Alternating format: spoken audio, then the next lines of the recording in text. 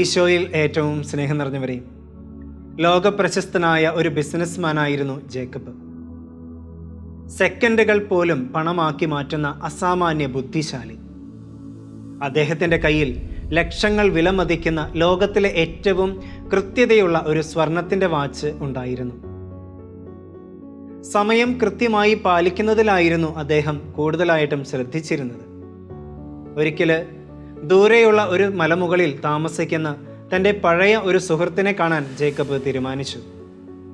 വളരെ തിരക്കേറിയ ഷെഡ്യൂളിനിടയിൽ നിന്ന് 3 മണിക്കൂർ മാത്രമാണ് അദ്ദേഹം ഇതിനായിട്ട് മാറ്റിവെച്ചത്. മലമുകളിലുള്ള തൻ്റെ സുഹൃത്തിനോട് സംസാരിക്കുമ്പോഴും തൻ്റെ വിലപിടിപ്പുള്ള വാച്ചിലായിരുന്നു ശ്രദ്ധ മുഴുവനും. സംസാരത്തിനിടയിൽ ജേക്കബ് പറഞ്ഞു, നമുക്ക് ഇനി വെറും സംസാരിക്കാനായിട്ട് 10 മിനിറ്റ് കൂടിയേ ഉള്ളൂ, എനിക്ക് അടുത്ത മീറ്റിങ്ങിന് പോകാനുള്ളതാണ്. അപ്പോൾ സുഹൃത്ത് ദൂരേക്ക് വിരൽ ചൂണ്ടിക്കൊണ്ട് ചോദിച്ചു, ജേക്കബ്, ആ മലനിരകൾക്കിടയിലെ സൂര്യാസ്തമയം ഒന്ന് നോക്ക്, എത്ര മനോഹരം അല്ലേ? ജേക്കബ് തൻ്റെ വാച്ചിലേക്ക് നോക്കി അക്ഷമനായി പറഞ്ഞു, അതൊക്കെ ശരി തന്നെ, പക്ഷേ എൻ്റെ വാച്ച് പ്രകാരം എനിക്ക് ഒട്ടും വൈകാൻ സമയമില്ല, എനിക്ക് സമയം വളരെ പ്രധാനപ്പെട്ടതാണ്.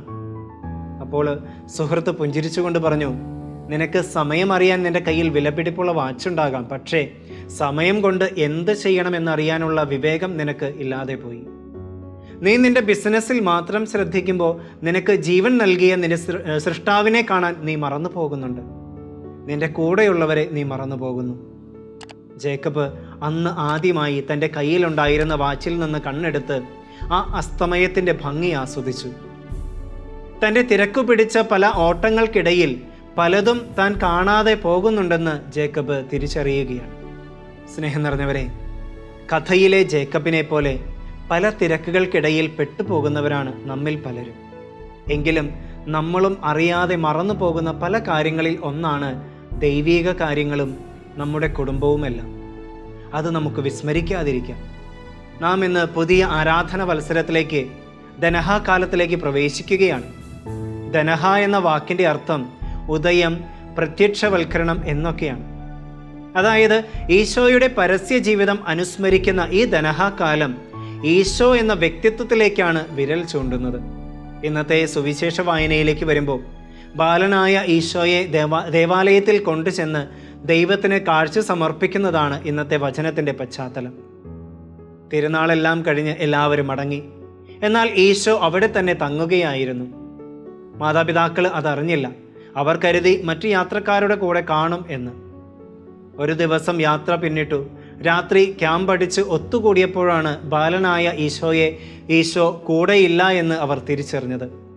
ഉടനെ 2 പേരും ജെറുസലേമിലേക്ക് യാത്ര തിരിച്ചു. 3 ദിവസങ്ങൾക്ക് ശേഷമാണ് അവർ അവനെ കണ്ടെത്തുന്നത്.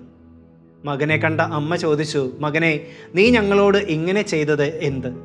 നിന്റെ പിതാവും ഞാനും ഉത്കണ്ഠയോടെ നിന്നെ അന്വേഷിക്കുകയായിരുന്നു. അപ്പോൾ ഈശോ പറയുന്നുണ്ട്, നിങ്ങൾ എന്തിനാണ് എന്നെ അന്വേഷിക്കുന്നത്? ഞാൻ എൻ്റെ പിതാവിൻ്റെ കാര്യങ്ങളിൽ വ്യാപൃതനായിരിക്കേണ്ടതാണെന്ന് നിങ്ങൾ അറിയുന്നില്ലേ? ഇത് വെറുമൊരു മറുപടിയല്ല, മറിച്ച് ഇതൊരു ജീവിത പ്രഖ്യാപനമാണ്. താൻ ദൈവപുത്രനാണെന്ന് ഈശോ തന്നെ സ്വയം വെളിപ്പെടുത്തുന്ന ആദ്യത്തെ രംഗമാണിത്. താൻ എന്തിനു വേണ്ടി ഈ ലോകത്തിലേക്ക് വന്നു, തൻ്റെ ലക്ഷ്യം എന്താണെന്ന് ഇതെല്ലാം സംഗ്രഹിച്ചുകൊണ്ടുള്ള ഒരു മറുപടിയാണ് ഈശോ ഇവിടെ നൽകുക. ഒരുപക്ഷെ നാം നമ്മുടെ തിരക്ക് പിടിച്ച ഈ ജീവിതയാത്രയിൽ ഏറെ ആഴമായി ചിന്തിക്കേണ്ടുന്ന വചനമാണ് ഇതെന്ന് കരുതുകയാണ്. നമ്മുടെ ജീവിതത്തിൽ എന്തിനാണ് പ്രയോറിറ്റി കൊടുക്കുക? അല്ലെങ്കിൽ എന്തിനാണ് നാം മുൻഗണന കൊടുക്കുന്നത്? ജീവിതത്തിൽ ഒരുപാട് ബിസിനസ്സുകളും ലക്ഷ്യങ്ങളും ഒക്കെ നമുക്കുണ്ടാകാം. എന്നാൽ അല്പസമയമെങ്കിലും എനിക്ക് എൻ്റെ ദൈവത്തോട് സംസാരിക്കാൻ, അല്പസമയം ഈശോയോടൊപ്പം ശാന്തമായി ഇരുന്ന് ദൈവിക സാന്നിധ്യം അനുഭവിക്കാൻ സാധിക്കുന്നുണ്ടോ? ഐ ആം ബിസി എന്ന് പറയുന്നത് പലപ്പോഴും ഒരു സ്റ്റാറ്റസ് സിംബലായി ഇന്ന് മാറിയിട്ടുണ്ട്. എന്നാൽ ഈ തിരക്കുകൾക്കിടയിൽ നാം എന്തിനാണ് ഓടുന്നത് എന്ന ലക്ഷ്യം പലപ്പോഴും വിസ്മരിക്കപ്പെടുന്നു.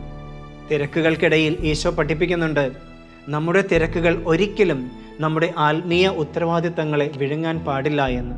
പലപ്പോഴും നമുക്ക് സംഭവിക്കുന്നതും അതുതന്നെയാണ്. ജീവിത തിരക്കുകൾക്കിടയിൽ പല കാര്യങ്ങളും നമ്മൾ മറന്നു പോകുന്നുണ്ട്. നമ്മുടെ കുടുംബത്തെ, കുടുംബ പ്രാർത്ഥനകൾ, കുടുംബത്തോടൊപ്പം ചെലവഴിക്കുന്ന ചില സമയങ്ങൾ, മറ്റുള്ളവരോട് കാരുണ്യം കാണിക്കുന്നത്, ഇവയ്ക്ക് നാം മുൻഗണന കൊടുക്കാൻ പലപ്പോഴും മറക്കുമ്പോൾ ഓർക്കുക, നമ്മുടെ കയ്യിലുള്ള വിലപിടിപ്പുള്ള വാച്ചുകൾക്ക് നമ്മളെ സന്തോഷിപ്പിക്കാൻ കഴിയില്ല എന്നുള്ള കാര്യം. പിതാവിൻ്റെ കാര്യങ്ങൾ എന്ന് പറയുമ്പോൾ അത് ലോകം ഉപേക്ഷിക്കലല്ല, മറിച്ച് നാം ചെയ്യുന്ന ചെറുതും വലുതുമായിട്ടുള്ള കാര്യങ്ങൾ അത് ദൈവഹിതത്തിനനുസരിച്ച് ചെയ്യുക എന്നതാണ്. ചെയ്യുന്ന ജോലികളിൽ സത്യസന്ധത പുലർത്തുന്നതും മറ്റുള്ളവരുടെ ക്ഷേമം അന്വേഷിക്കുന്നതുമെല്ലാം ദൈവിക കാര്യങ്ങൾ ചെയ്യുന്നതിന് തുല്യം തന്നെയാണ്. മറിയവും യൗസേപ്പും ഈശോയെ കാണാതെ 3 ദിവസം പരിഭ്രമിച്ച് അന്വേഷിച്ച് നടന്നു. ഉള്ളിൽ മാനുഷികമായ അസ്വസ്ഥതകൾ അവിടെയുണ്ട്. എന്നാൽ ഈശോ തൻ്റെ പ്രയോറിറ്റിയിൽ ഉറച്ചു നിൽക്കുകയായിരുന്നു. നമ്മുടെ ജീവിതത്തിലും ചിലപ്പോൾ ദൈവിക കാര്യങ്ങൾക്ക് വേണ്ടി സമയം മാറ്റിവെക്കുമ്പോൾ, അല്ലെങ്കിൽ ചില മൂല്യങ്ങൾക്ക് വേണ്ടി സമയം നമ്മൾ ചെലവഴിക്കുമ്പോൾ ലൗകികമായിട്ടുള്ള ചില ലാഭങ്ങൾ നമുക്ക് നഷ്ടപ്പെട്ടേക്കാം. എന്നാൽ ആ നഷ്ടങ്ങൾ സഹിച്ചുകൊണ്ട് ദൈവിക കാര്യങ്ങളാണ് എൻ്റെ പ്രഥമ പരിഗണന എന്ന് പറയാൻ നമുക്കും സാധിക്കണം. ലോകം മുഴുവൻ നേടിയാലും സ്വന്തം ആത്മാവിനെ നഷ്ടപ്പെടുത്തിയാൽ അവന് എന്ത് പ്രയോജനം? ഈ അവസരത്തിൽ നമുക്ക് ആത്മശോധന ചെയ്യാം. എൻ്റെ കലണ്ടറിൽ എൻ്റെ മീറ്റിങ്ങുകൾക്കും യാത്രകൾക്കും മറ്റു തിരക്കുകൾക്കും ഇടയിൽ ദൈവത്തിനും എൻ്റെ കുടുംബത്തിനും വേണ്ടി ചെലവഴിച്ച സമയം എത്രയാണ്? അവയ്ക്ക് എൻ്റെ ജീവിതത്തിൽ പ്രഥമ സ്ഥാനം ഞാൻ നൽകുന്നുണ്ടോ? നിങ്ങളുടെ നിക്ഷേപം എവിടെയോ അവിടെയായിരിക്കും നിങ്ങളുടെ ഹൃദയവും എന്ന് വചനം പറയുന്നത് പോലെ നമ്മുടെ നിക്ഷേപം കേവലം ബാങ്ക് ബാലൻസുകളിൽ മാത്രമാണോ, അതോ സ്വർഗീയ നിക്ഷേപങ്ങളായ കാരുണ്യത്തിലും പ്രാർത്ഥനയിലുമാണോ? നമുക്ക് പ്രാർത്ഥിക്കാം. ഈശോയെ, ആഘോഷങ്ങളിലും തിരക്ക് പിടിച്ച ജീവിത സാഹചര്യങ്ങളുടെയും ഒക്കെ മധ്യത്തിൽ അങ്ങയെ നഷ്ടപ്പെടുത്താതെ എപ്പോഴും കൂടെ ചേർത്ത് പിടിക്കാൻ ഞങ്ങളെ സഹായിക്കണമേ. ആമേൻ.